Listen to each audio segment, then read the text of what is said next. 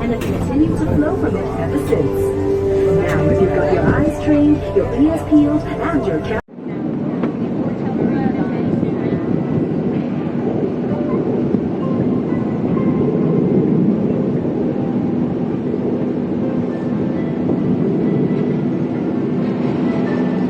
village, a plague-infested squatters' colony of that notorious village. No longer dangerous and seedy, but a delightful waterfront dining oasis that boasts its, which probably led to its final name, Fort Canning. But way before the British arrived on our shores, Fort Canning was the place where ancient Malayan royalty once lived and were laid to rest. It was considered so sacred that it was known as Forbidden Hill. Forbidden because commoners were not allowed to visit. Of course, all that has changed, and now you're most but also thinks of the building's equally colorful past. Can you believe that this Rainbow Splash complex used to be the old Hill Street Police Station and was once considered a skyscraper? But that was before World War II. In fact, the old Hill Street Police Station served as Singapore's earliest secure jail. And during World War II, it's even believed to have been a torture chamber. Such a vivid history, it's certainly no wonder the building was named a national monument.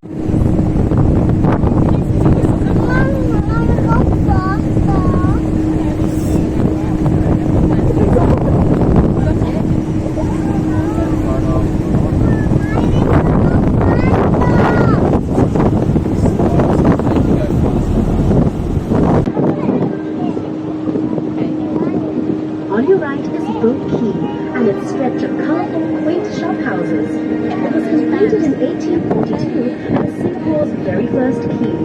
At its peak in the 1860s, Boat Quay handled 3/4 of Singapore's total shipping business. The sheltered riverbanks made excellent loading and unloading places. Back then, the whole river was chock-a-block with thousands of boats transporting a whole myriad of goods to be traded by the merchants who had set up shop and had grown up buildings on the bank. Some of those goods included seafood, spices, and rubber. The precious cargo was showed of our nation's rise to prosperity. Wonder why all the shop houses are concentrated on just one embankment of Boat Quay? Well, legend has it that the Chinese immigrants chose to set up home only on the south bank of the river. You'll notice how the riverbank curves just like the belly of a calf. In Chinese culture, this majestic fresh Singapore River was where prosperity and wealth could be found. That's also why many banks and businesses started up here and eventually developed this area into our current skyscrapers of Singapore's financial district, towering over the Boat Quay shop houses.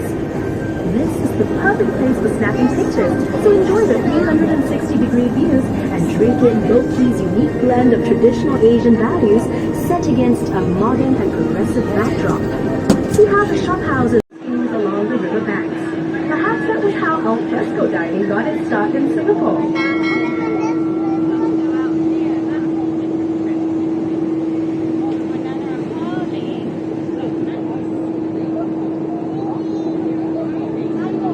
Directly it's Singapore's only coordinator to be assembled.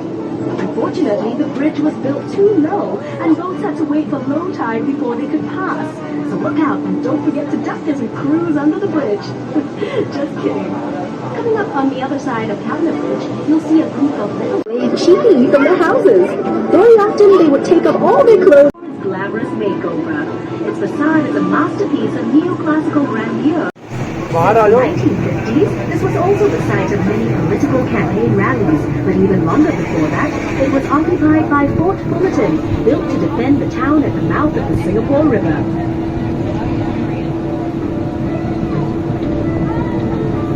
This province launched with new home in the bay in 2002. As we make our way out into Marina Bay, you'll be able to see the Merlion for yourself and hear all about its story.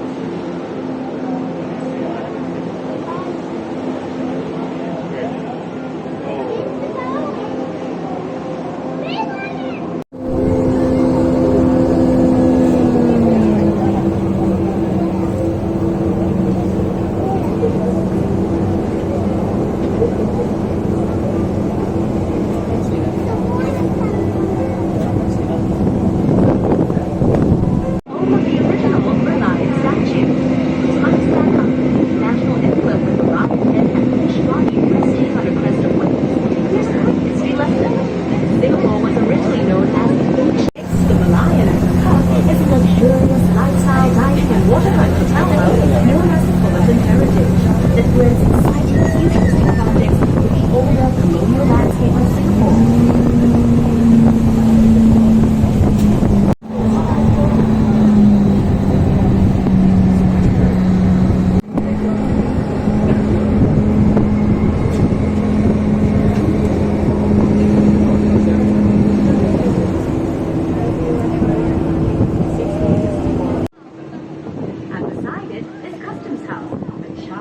Conservation building from the late 1960s, which began as the Customs Harbour Branch building, one of Singapore's earliest modern-style public buildings. As Singapore's shipping and trade grew, it became the home of the Singapore Customs Police, tasked with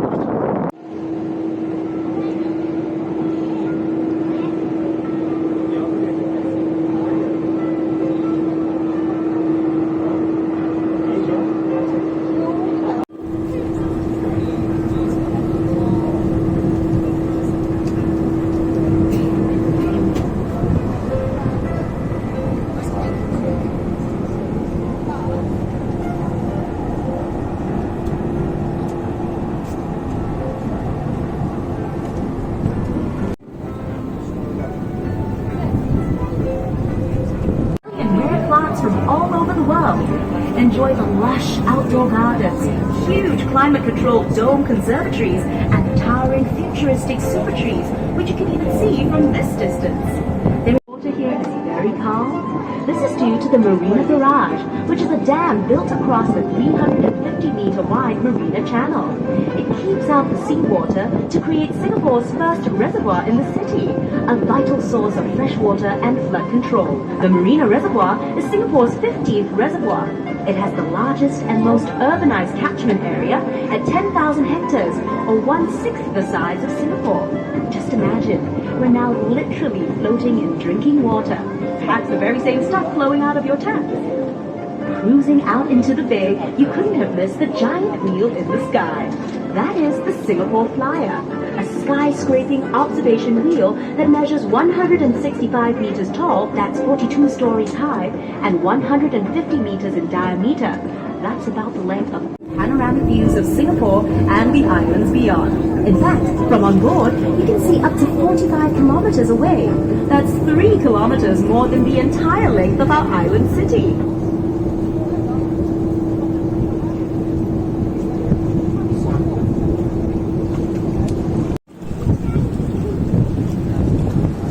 To really top it all off, the Esplanade's breezy rooftop garden offers up more unrivaled views of the city and Bay Area. In colonial days, they would emerge from their houses to stroll along the Esplanade every afternoon. Here they would enjoy the sea breeze, exchange gossip, and perhaps even indulge in a little innocent flirtation. As a nod to our colonial history, Queen Elizabeth Walk was opened within the Esplanade Park in 1953 to honor the coronation settlements. This elegant arch displays an excellent combination of intricate plaster and metalwork, whilst its curved structure as a gorgeous contrast to the skyscrapers that now mark the Singapore's three beautifully preserved buildings that commemorate Queen Victoria, the Empress of India. The Victoria Theatre and Victoria Memorial Hall, which features the clock tower, are both historical monuments dedicated to the performance arts. Right next to them is the Empress Place building, which was constructed in 1907 entirely Asian traditions. The museum features over 1,600 treasured artifacts in 4 themed geographical zones, and around the museum steps, an enchanting series of sculptures tells the story of the Singapore River's development. Meet our nation's pioneers, coolies, Singapore. The statue marks the spot where Sir Raffles was thought to have first landed in Singapore in 1819. Back then, Singapore was only a sleepy little fishing village, but Raffles saw enormous potential due to a location along the main shipping route between India and China. After signing an agreement with Singapore's then ruler, Sultan Hussein of Johor, Raffles, is it a UFO? Don't worry, what looks like something out of a sci-fi movie is actually part of the Supreme Court of Singapore. Now, this is Elgin Bridge, named after the then Governor General of India, Lord Elgin.